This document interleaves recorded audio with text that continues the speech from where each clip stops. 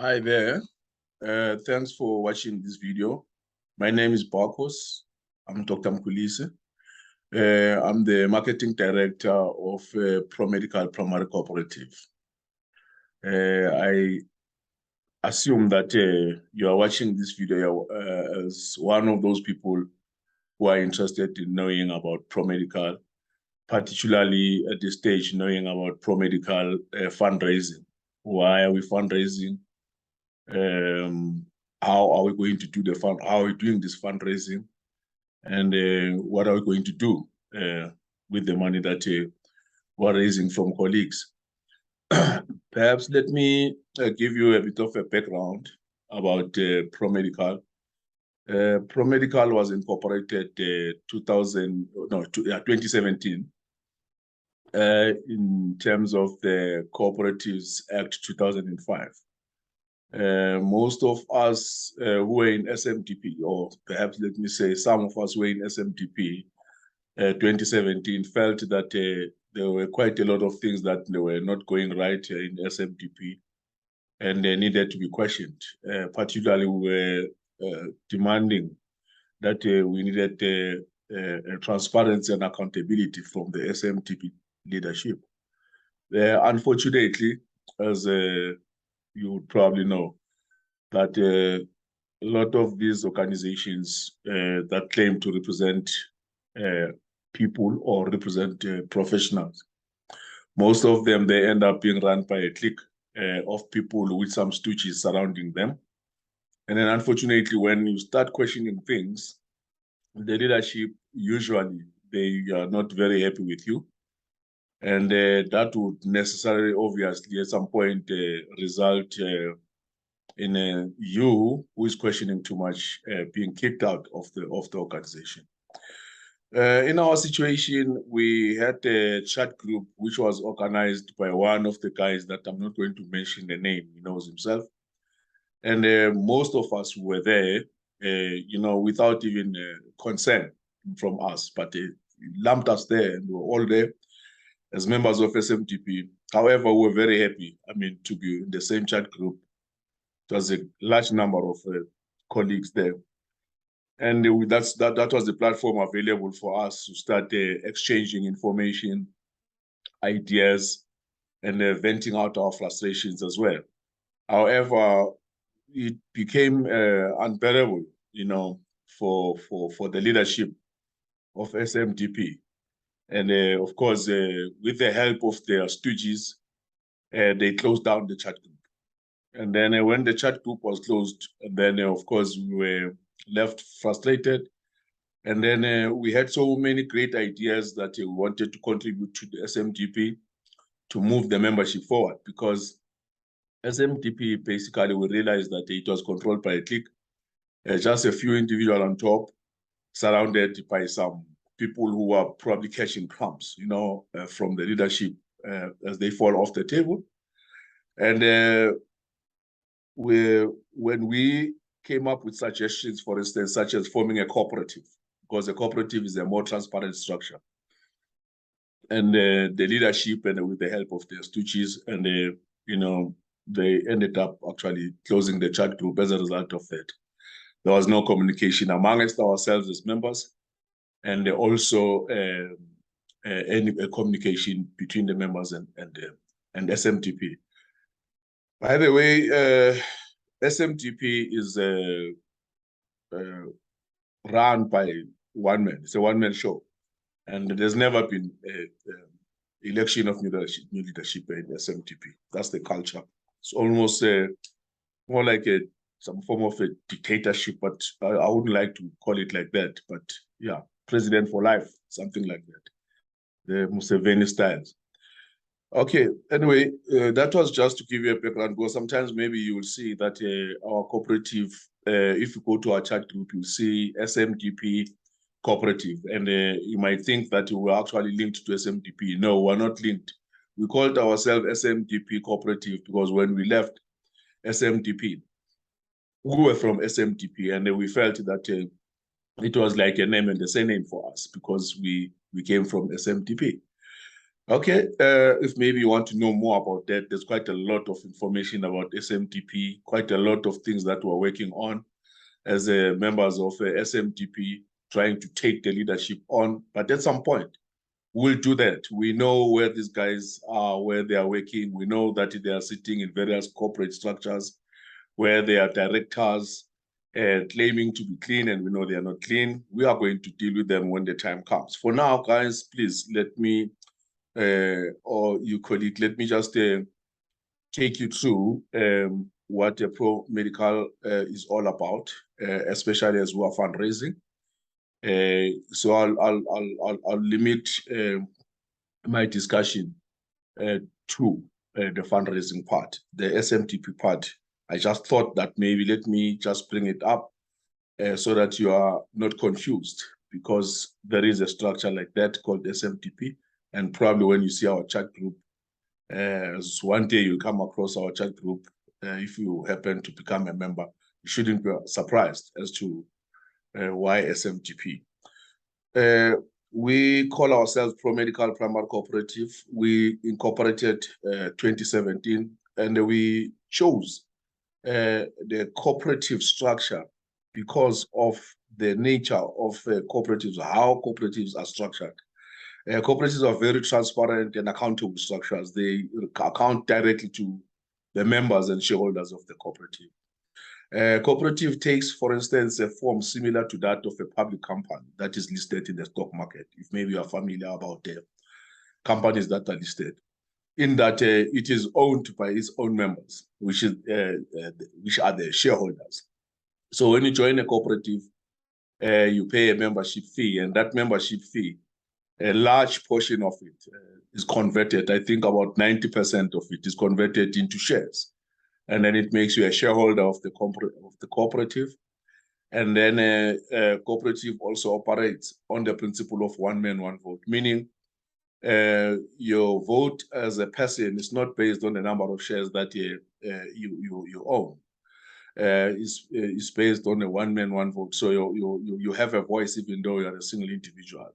Whereas in a typical company or in a PTY, your vote will be related to the number of shares that you have. So you have got your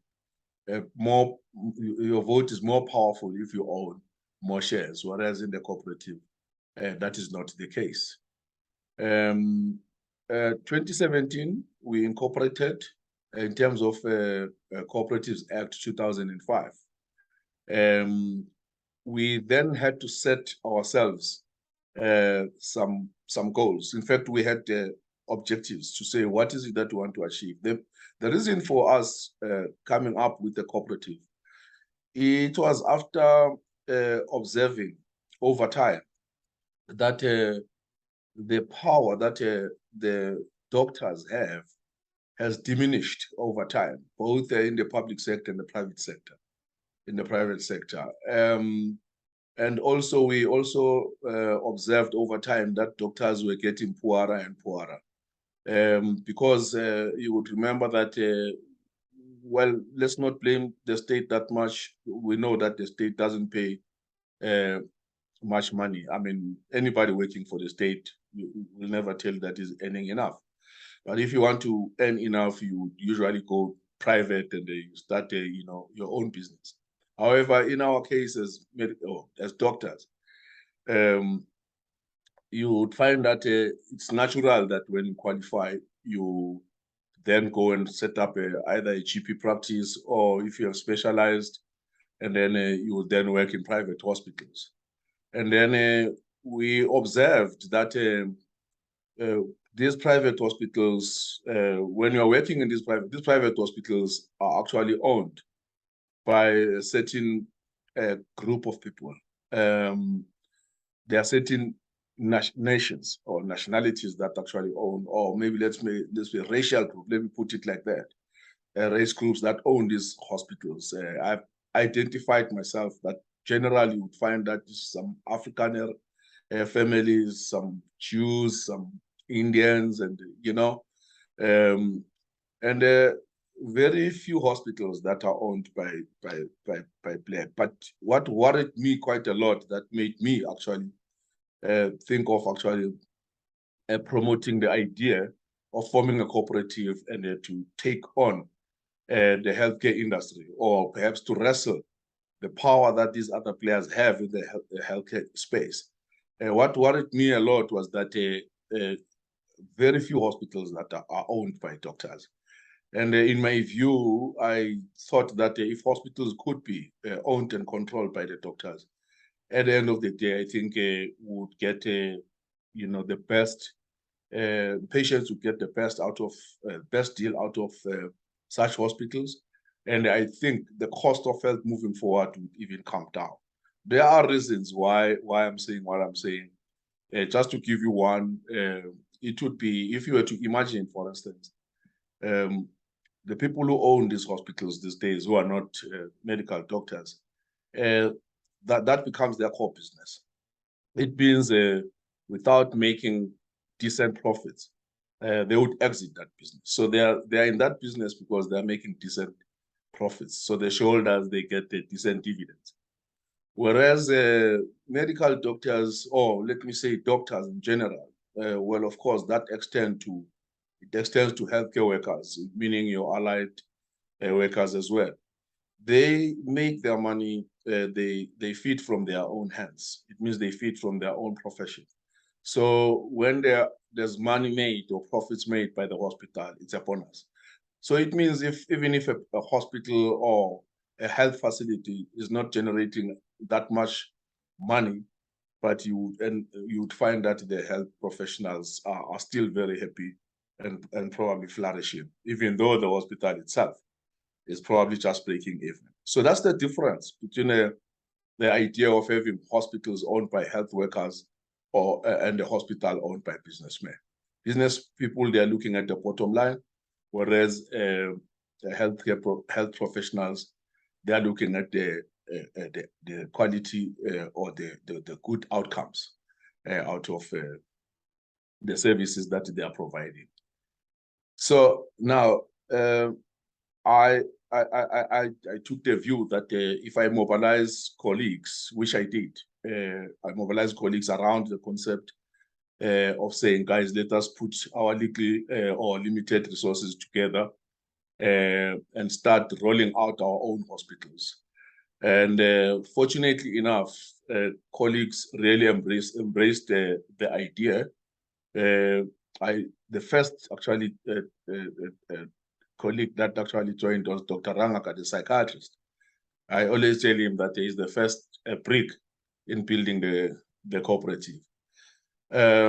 Then from there, we just grew from strength to strength, and we just saw the numbers swelling. And and I must say that today probably we are in the region of about almost about 300. I don't have the exact figure, but that's where we are. There are other members that you recruited that are not healthcare professionals, realizing that there are certain things that we do not know and other people know. For instance, people like attorneys. We have got some attorneys that are part of us. We have got some accountants, some auditors. We have got IT guys. So we have got a variety of people because we knew that there are certain things that we are not strong at. So we need those people who have got expertise in such areas. So now maybe let me just tell you what we have achieved so far, having started the cooperative 2017, because probably you might be interested to have an idea what have we done. In joining the cooperative, people were contributing a small amount of money. The joining fee was 6,100, and out of that, a person would get 5,500 shares at R1 per share. And at that time, when we started, we didn't have a stipulated maximum number of people that would stop admitting at. So it was just open. We're just looking at the qualifications of a person in admitting a person as a member and a shareholder of the cooperative. And then, people were paying, some people paid more than that. I know, for instance, there's a lady who put down, as an investment, 100,000. And I know there's also another gentleman who put in about 50,000, and there are others who put in 20, but generally people were putting 6,100, and of which 600 rands would take care of things like the transaction costs, bank charges, payment of commission, because there's some of us, we run around, we tend to use our own resources, and they need a little bit of help in terms of commission, and commission is fair, and it's an industry standard, especially where there's a marketing and fundraising. So I'll just run down a few projects, actually maybe not few, projects that we've already tackled that are on the table. There are two main projects, and those two main projects are the projects for discussion on this video. However, I'll also run down just to mention the other projects that we have put together in the cooperative, just to show you that we have not been snoozing over the past couple of years. We have a medical insurance, a Promedical medical insurance, that is underwritten by African Unity and is administered by Astiro. This is a kind of a product that I would say it's a common product that you come across these days. I can talk the whole day about it, but those people who cannot afford to go on a medical aid, the next option for them is a medical insurance. And these medical insurance products, they have been packaged in such a way that actually, one way or the other, they look exactly like a medical aid, except that they don't have the benefits that a typical medical aid would have. So we have such a product. It is a good product given the market that we're looking at, which I'm not going to describe. That's not the purpose of this video. I have other videos where I talk about this market. If maybe you want to know, you can just go to Promedical website, and then you go to our videos, and then you'll have access to all the videos where I talk about this kind of a market. And then besides the medical insurance, we also have a practice management software that we developed internally. It's fully owned. We don't owe a cent. We don't owe anybody a cent on it. It's owned by Promedical. It's a Promedical practice management software, and it's available for free to members of Promedical. And you'd know that a lot of people pay an arm and a leg on these softwares. So in our situation, our members can enjoy having a software that the only thing that they pay for is, of course, a support, which is about 250 rands. I mean, that's nothing. And then for people who are not members of a Promedical primary cooperative, and then would charge them double of that. It's just to punish them for not being members of a cooperative. And then we have also a deal with Vox. Vox is a company that deals with internet. So we do internet installation where they supply the routers, we supply the routers, the extenders. So it's a very good relationship. The only thing that we need to do is just to market. We have got about 3 clients. In fact, we have got 1 client that we have done, residential, installing the internet. Then we also have 2 hospitals, our hospitals. That's where we're going to be also using Vox, especially because we're looking at bringing in the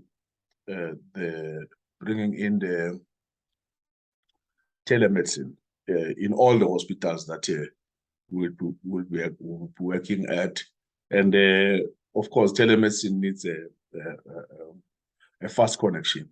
And we are glad that at least if there's one thing that they got it right, these politicians, at least they got the fiber layout. They got it right. It came at the right time. That's what we need, especially for such technology.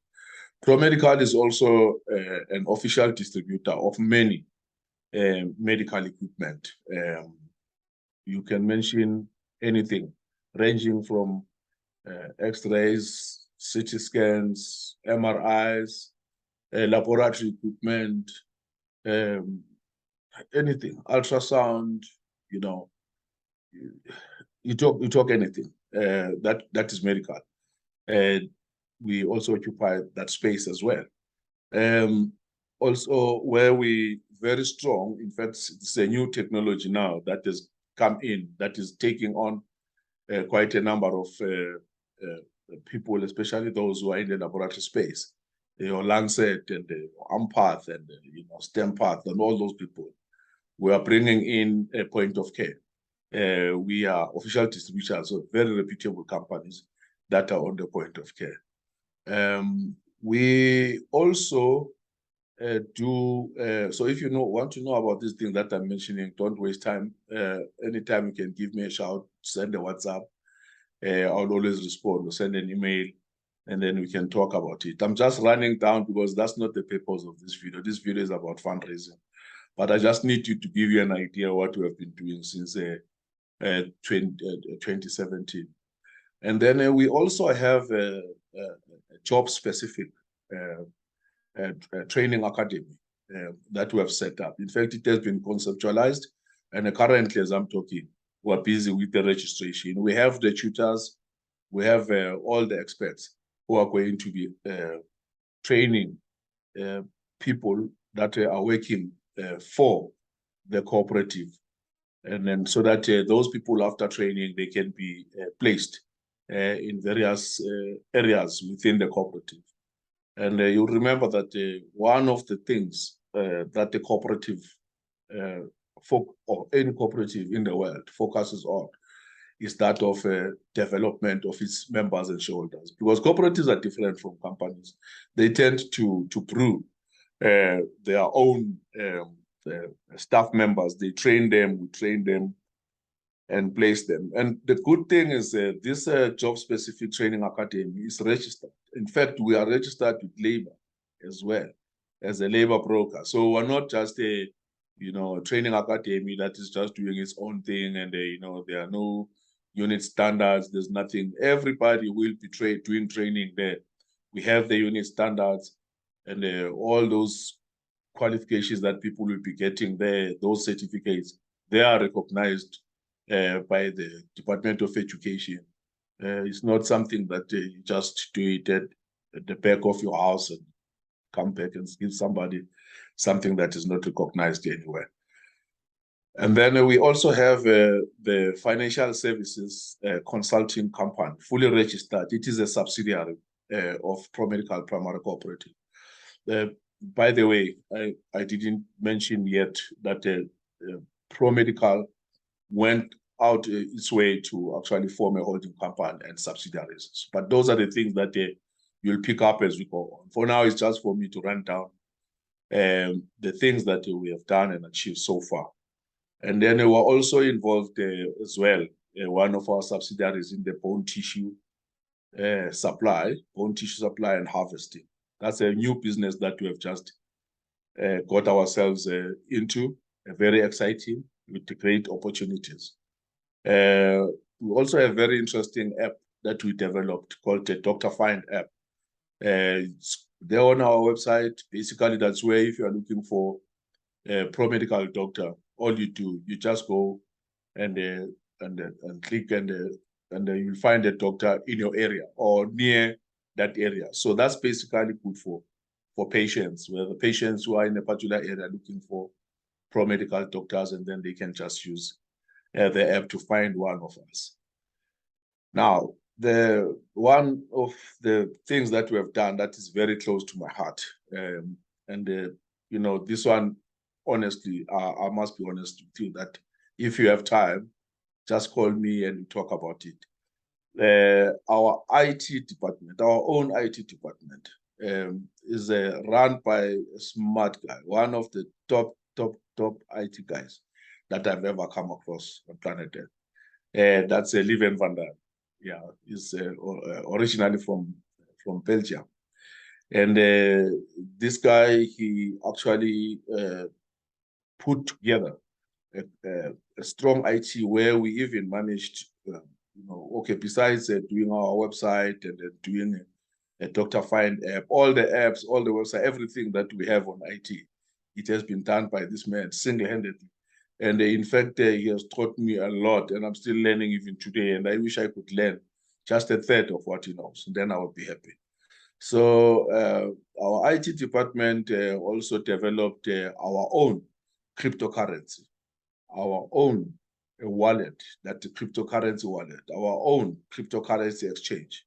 And we've got our own cryptocurrency tokens. We have our own NFT. Now, why I'm telling you about this, you are going, I'm sure if you go to our website, you'll see them. It's because crypto, guys, whether you like it or you don't, crypto is here to stay. Crypto is a currency of today. Crypto is a currency of the future. The fiat currencies, your rands, your dollars, your Australian dollar, US dollar, renminbis, or Japanese yen, all those currencies are going to disappear. There is no more time, there's no more room for those currencies. The blockchain technology is taking over. Even our IDs, our driver's licenses, birth certificates, everything will be on the blockchain technology. Countries will be run on the basis of having developed blockchain technology. So if you are not starting today, if you don't start today to get used to the blockchain technology, understand the cryptocurrency, especially Ethereum. Ethereum is the internet of the future, whether you like it or not. If you don't do that, then you'll be like dinosaurs. The reason why dinosaurs died is because they failed to adapt. That's all. It's as simple as that. So IT department developed a very interesting cryptocurrency for us. We have got two tokens, PMT and PRMED. And then, right now, the most exciting part is that we're also doing minting. Now, minting is simple. It means exactly minting. Like if you know, you go to the mint where they make money. Yeah, minting means making money. So basically, minting, it means we can make crypto. We can make our own cryptos, and also we can swap them for dollar, for dollar value. But I'm going to talk about minting when I talk about non-conventional investments, non-conventional investments. And then in that case, I don't like using the word investment, but because it has got legal implications. But we'll be talking about that. Most actually of the projects that I've mentioned to you guys, they are housed in various subsidiaries of Promedical holding company. Like I've already told you that we decided to take the corporate shape in terms of having a holding company and subsidiaries. The reason why we did that is because we observed over time that whenever we're engaging with the corporate world, the fact that we're just a cooperative, which is run, managed by a secretary, treasurer, and the chairperson, that didn't augur well with the various organizations. Hence, and also for the purposes of accountability and transparency and also compliance, because remember, once you start handling people's monies, then the issue of compliance comes in immediately. You cannot handle big monies, coming from investors and call what you are doing investment, or tell people to invest, And when you are not actually compliant with the certain bodies, for instance, in the case of money, you have to be compliant with FSCA, which is your Financial Services Conduct Authority. That's very, very important. If you don't do that, then you may end up in hot water, because one day the authorities will visit you and find out and ask you what is it that you're doing. And if they discover that you're actually taking money from the public and they're investing the money on behalf of the public, and you're not compliant, you may actually end up in prison, or you may be told to stop what you're doing and then pay back all the money to the people that you have taken the money from. So that is why compliance is important. Okay, let me now talk about the two projects. I'll leave the rest. The two projects that I'm talking about is two hospitals. One hospital that needs to be funded, that is why we're raising money, is in Pinoni, and then the other one is at Sun City. Actually, it's 15 minutes away from Sun City. It's called Mokwase, or actually it's at Mokwase. It's called LPH, Lesego Private Hospital. And then the one in Pinoni is situated at number 68 Howard Street. It's a day hospital. It's 4 floors. Actually, it's a ground, first, second, and third floor. This hospital has been operating for decades, and it was is still owned by one of our colleagues. And then, but I think it ran into trouble sometimes last year, and then we entered into negotiations that we were going to acquire 50% of the hospital, which is in line with our strategy, our investment strategy, because we, as a cooperative, from the beginning, we agreed that we will be looking at greenfields, where we start from scratch, or acquisitions, where we take a portion of the hospital. So we look at the business, and we're very flexible.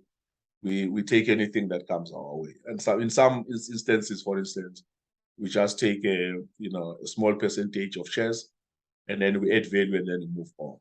So in this case, we agreed with the owner that we are going to buy 50%, and then he's also going to buy 50%. And then we then agreed that we are going to have new companies registered, both for the property and for the operationals. And I'm not going to details about that, because there's a business plan that I'm going to post to your email. If you give me your email, and then you see the business plan, it will come with other documents, your Promedical membership documents, the documents, the escrow documents, legal documents like that. You have got the sale of shares agreements, and then you have got application forms. There are so many documents that you will see that I will send, and there's a constitution there, and then I will read, and also how to invest. So many things. But you, over and above that, you then will also get the business plan, so that you can see what is it that you are getting yourself into. So that's the Pinoni project. That's the day hospital. I've already mentioned that it's a 14 beds hospital with 2 theaters, and then we need 4.5 million to get the theaters to function optimally. There are certain things that when I tried to open that hospital so that we start operations, I realized that there were certain things that needed to be sorted out. Not major, but they needed attention, serious attention, and as soon as possible, if we want to have peace and have our patients safe in those theaters. I'm not going to run them down or mention them, because they are in the business plan. And then, but it's good just to mention that we need 4.5 million when we worked it out, of course, with all the other costs and so on, it comes to actually 5 million. So we call this hospital, we have given it a new name. It's Promedicalkaribu now. It used to be Karibu, Karibu Day Hospital, or they used to call it Karibu Day Clinic. Now it's called Promedicalkaribu. And then two companies have been registered to that effect. And here we're raising 5 million. That's 5 million paid in capital. So it means that accommodates other costs, management costs, and commissions, and so forth. So we are encouraging every member or potential member or anybody interested to use, of course, a person who qualifies to invest here. In this case, it will be a medical doctor, will be a doctor, whether a dentist or a physiotherapist or anybody, as long as you are a health worker, you can invest in this. Also, we also welcome our attorneys to invest in this, and our financial advisors or auditors. They are people that they already know what we are doing, what part of us. These are the people that we're talking to, that they can invest. And they put in 25,000 rands, and that would be the money that gives you 22,500 Promedical shares at R1 per share. So that's the starting point. And we are going to stop at 200 investors. We don't want to go beyond, because we want to maintain the good strength of the share. Otherwise, if we oversell or oversubscribe the shares, we might find ourselves in trouble where we have got shares that mean nothing. So now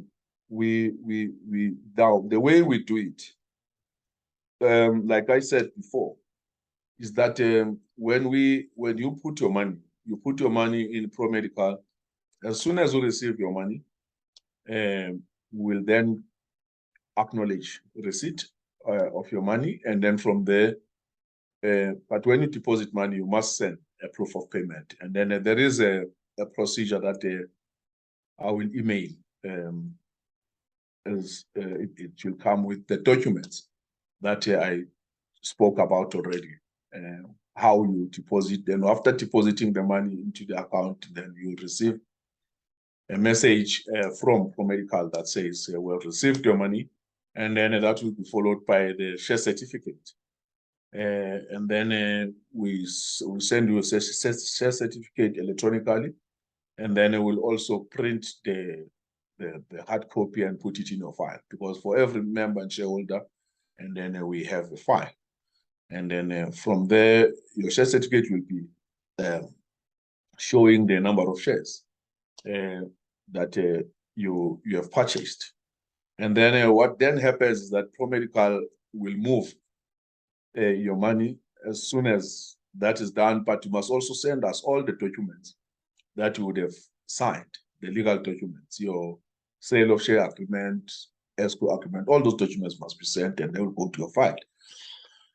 And then a Promedical will then send the money to UNAM asset managers. Those are the asset managers that we have a relationship with, a strong relationship with, who are managing our growth fund, Promedical Growth Fund, because that's our investment fund that we have registered, registered entity that is managed by asset managers.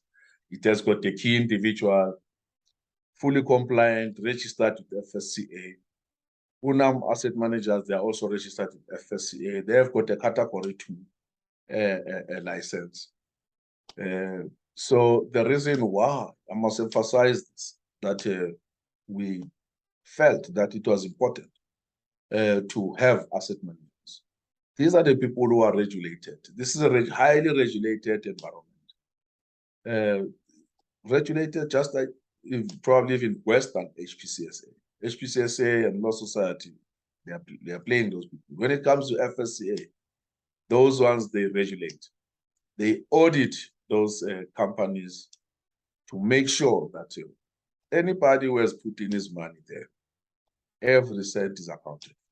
Whatever they do, they can explain to FSCA. If they fail to explain, and then their license is gone. And here's the good thing, is that they always have an insurance. Should things go wrong, you have recourse. That is why you must never give people your money. I've heard that there are people who go around telling people to invest in ventures, in certain ventures, but those people are not compliant. They are not registered with the FSCA and they are handling your money. If things go wrong, how are you going to get your money? Well, if it's a small amount of money, less than 10,000 rands, maybe that's not bad. I mean, if you lose it, probably you are prepared to lose it. But I've had people putting in 100,000, 200,000 in entities that are not regulated. And guys, please, my advice is that don't do it like that. You will burn your fingers. You rather look for entities that are regulated, and yet they still give very good returns. But that's again another area. I wouldn't like to dwell much on that one, because then I'm getting into the financial advising itself. So I've mentioned quite a lot of things. Oh yes, the target, guys. We are targeting October as the month where we'll open the hospital to start the operations. The good things, we don't have problems with patients, because that's one thing that I've seen that many hospitals battle with. They battle with patients. You find that the theaters are idling, and then there are no patients. But we don't have that problem as Promedical. And the reason is simple. It's because we are highly networked. We have got a strong GP network that is actually working with us. In fact, they are members of the cooperative. You go to Takane, Davidton, go around, they will tell you that Promedical is the thing of the day. And we have got a very good client, road accident fund. Of course, right now there are issues of tariffs, but that will be overcome. WCA, we're doing well with WCA, there are no issues. Our main issue is the medical aids, but we're taking those ones head on. The only way to take medical aids head on, and I've already explained it in other videos, and maybe I'll do a special video for it, maybe to take you through it, is to deal with directly with the employer, and we are working on that one. But at least we do have something now that you can give the employer a medical insurance. But my plan now is that we need to strengthen the relationship with the employer, especially now that we have got two hospitals. We have got the acute hospital in Sun City, and we also have the day hospital here. Then the employer can actually pay Promedical directly, especially the fact that we also have an asset management company. So at least the employer is not going to be nervous that if I pay these guys, every month, huge premiums, and then they may take a plane and go to Brazil the following day. No. So at least my thinking, and I'm positive about this, is that in the near future, very soon, we will be actually taking the employer directly. And that's how we're going to compete with these medical aids. They are too expensive. They are too expensive, and people don't need medical aids. People need doctors. People need hospitals. So if we have got the hospitals and we are doctors, and then there's no reason why people should be worried about medical aids. We're here. And then the other thing is, we also introduced something very interesting, what we call credit health. Credit health, it means you can just have credit for health. That's it. And then we have got the systems. We have negotiated with SwitchPay, and then they have given us all the systems. I've signed it off, and then it's active. So if a patient is sick and then it comes to one of our facilities, we give the patient a terminal. You swipe your card, and then if you don't have money in your card, and then you apply for credit there and there. And then you get the service, and then you pay small every month. You want to pay over 1 year or 2 years, it's up to you.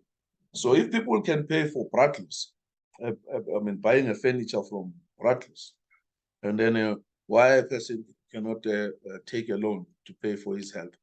I mean, you can take 30,000. Actually, the loans, they go up to 300,000. And then you take that loan and that's it. And then the person is sorted out and the doctor is sorted out, the hospital is sorted out. So basically, that's another thing that we've managed to crack.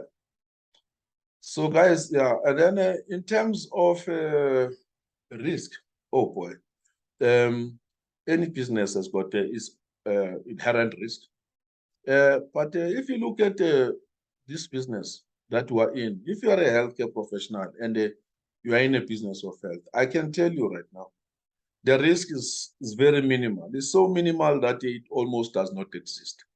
Okay, but you must never say the risk does not exist in a business. In terms of your money that you put in, come on. This is a structure that is well organized. Your money is managed by asset managers. And then you have got a hospital that you can see, you can touch and feel. It's not like putting your money in something that you have never seen before, that you don't even have an idea about.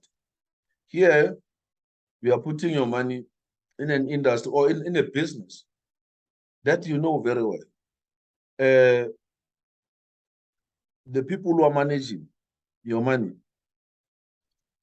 are registered with FSCA. You can check them at FSCA. They get audited.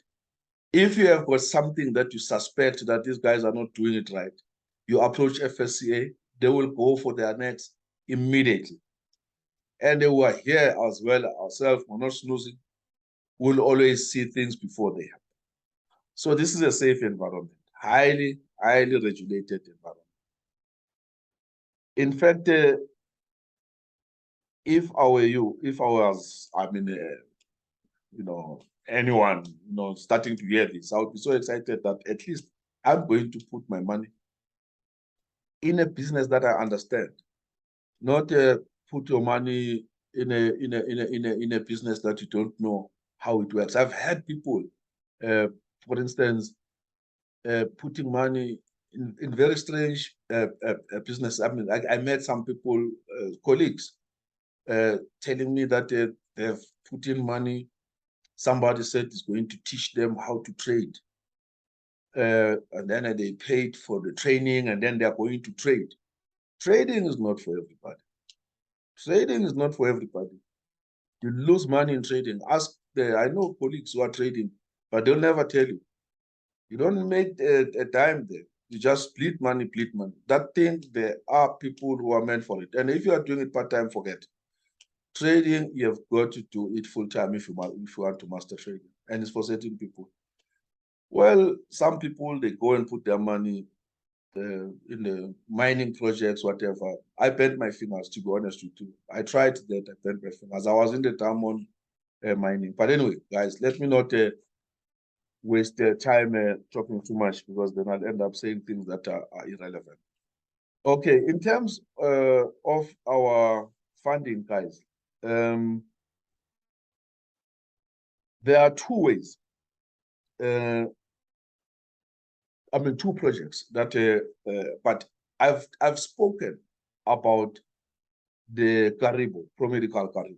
That's the one I want us to focus on. Now, I want to focus on this one because it's split in two phases. The first phase I've discussed. I've described the first phase, which is where to revamp the theaters.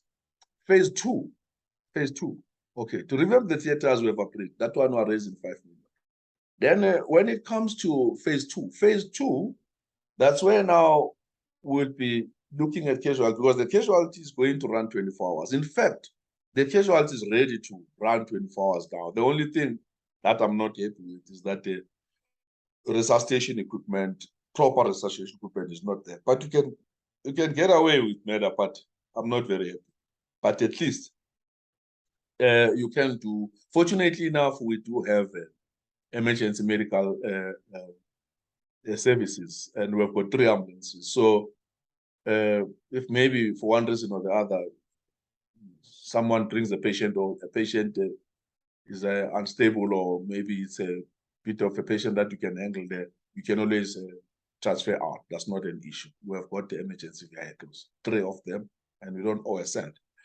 So those floors, the 3 floors, first floor, we're going to put a casualty running 24 hours. That's where also the consulting rooms for surgeons will be, for people to follow up their patients. And then second floor, we're going to have radiology, full blown. We're going to have x-rays, CT scan, MRI. And then that's where the other wing, because there are 2 wings. One wing is radiology, the other wing, that's where allied health will be, your physios, occupational therapy, and so forth. And then that would be good, because we do a lot of medical legal assessments as well, especially for road accident fund, and when we're on the side of the plaintiff, most of us. And then also we'll be doing the insurance companies, assessment of claims, for instance, where people are claiming, maybe a person is claiming for an injury, or an illness, and then insurance companies, they would send that person to us. Basically, we'll be having an assessment center there. We already have clients waiting to jump in. And then that's a second floor, all right? And then third floor, we're going to have the laboratory services. And then we're also going to have on the other wing, because there are 2 wings. And then we're going to also have renal dialysis. Okay. And then we also have enough space, very big space for clinical trials, which is something very close to my heart. And I know a lot of people, they love them. And we've got many companies that are ready to jump in. But the main thing about this hospital, to be honest with you, we also have an oncologist as well, because we'll be also having oncology patients coming in there to see our oncologist. So with renal oncology, but the main thing, and the laboratories, but the main thing, guys, for us is that that place, it should be a diagnostic center. The trend these days, or what is important these days, is that when a person has got a problem, the main thing is that within 48 hours, at least, you should have a diagnosis. And then, of course, those that take longer, at least you should be, in not a long space of time. You should have a diagnosis. Gone are the days when patients would go and sleep in a hospital, and you start running a workup for days before you know what's wrong with the patient. No, these days, diagnosis is very important, quickly, and then make a decision. Where is the patient going to be operated, period? Or if a patient needs operation. If there is other conditions, then of course there are other centers where the patient can go. But what we are saying is that we want Promedicalkaribu to be a diagnostic center. And then everybody working there is a member of Promedical, is a shareholder. Right up to the cleaner, by the way, because everybody who's going to work there will have been trained via our academy, and they join the cooperative and become a member of the cooperative and a shareholder of the cooperative, and then also be our employee. So for the Promedicalkaribu, I think it's enough information. And then I've explained to you that there will be phase 1, and then there will be phase 2. Phase 2 is going to set us back by about 50 million. Now I'm talking facelift, of the hospital, the signage outside, renovations of the walls, doing the roofs, sealing the roofs, painting, equipment. Fortunately, it's good because we know how to source equipment from reliable affordable sources. So we want to own the equipment. We're going to own the equipment, service the equipment. We want a health professional to walk in there with his stethoscope and start working. And then so that's what we're looking at. We'll come back after finishing phase one. We'll come back again to raise the 50 million for the phase two. But here's good news. Unam asset managers promised us to say, look, for every R1 that we're going to put in for them to manage, to grow our money, because when they manage, they grow the money. And I forgot to tell you that they're promising us at least not less than 12%. It can be more, but I mean, they can't promise more. I mean, in terms of returns, 12% per annum. And they are going to match us 1 to 1, meaning for every R1 that we put down in the account of Unam asset managers, and then they will put a R1. They are doing that because they know that they will, in any case, grow our money. I like that because then that tells you that they know their game. There is a PowerPoint that I've sent that talks about Unam's investment strategy and the choices of vehicles that they invest in. But if I were just to run down quickly, they invest in purchase orders, your government purchase orders, and corporate, and then but mainly they have got a very powerful purchase orders that they do for a national client, a client that has got a national footprint, and NHLS, and then and others, and then they also going to be investing in our hospitals, putting money in our hospitals, because they see that as an opportunity, but they're looking at about allocating 10% for that. And then they also looking at the debtors books, doctors' debtors books, mainly the specialists. So very interesting. So that sort of, it really sets us free, guys, financially. Now that we have got a strong partner that we can venture with in all the big ventures that we're looking at. So, yeah, I think I've covered quite a lot. I've covered, I didn't cover everything though, but should there be something that maybe I didn't mention, please don't hesitate. I just don't want to make this video too long. And then for the other project, LPH, and also non-conventional. Remember, with the funding strategies that I've just described one now, which is a conventional strategy, where we're going for highly regulated structure, such as Unam asset managers. And then I only dealt with Promedicalkaribu. I dealt with phase one and phase two. So I don't want to say too much now, otherwise I'll create a confusion. So I want to stop here. And perhaps, yeah, if there's anything that I didn't mention, or maybe you want to know, please, you can just call me or send me a WhatsApp, and with your permission, and then I'll also add you on our Telegram group. That's where we can exchange information, suggestions, and all those things.